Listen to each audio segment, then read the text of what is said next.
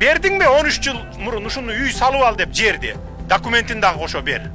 1 жыл айланбай документин бер. Ооба, бүгүн толкунданган, сүйүнгөн, кубанган эл. Булар Сокулук районуна караштуу Акордо 3 жаңы конусунун тургундары. Мыйзамсыз жер тилкелерине документ ала албай канча жылдан бери кыйналып келишкендиктерин укканбыз.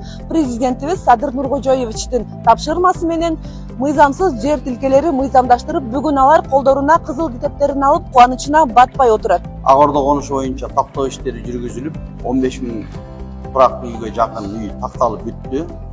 Бүгүнкү күндө биз 290 кызыл китебин тапшырдык. Биздин алдыбызда бүгүнкү күндө дагы 4715 китеп даяр турат. Архитектура тарабынан жер тилкеси пландары чыйылып бүткөн.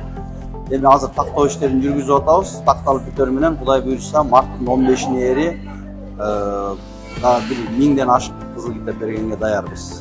Сүйүн ата, сүйүнүшүбүздө чек жок. Бардык акимчиликке, президентибизге баарына рахмат айткым келет. Садыр Нуркожоевич кандай Сокулук районунун акимчилигине милдеттеме бергенден баштап мен ишенгем. Чындыгында бул адамдын колунан баардык нерсе келерине ишенип, мына ушул бүткөн күнүбүз бүгүн келди.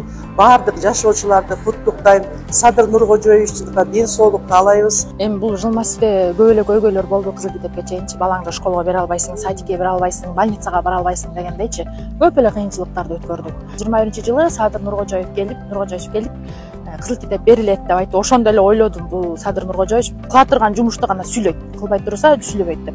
Ошондо эле ишенгем да, ошо кызыл китеп берерин. Андан кийин эле жолдор оңоло баштады, асфальт боло баштады.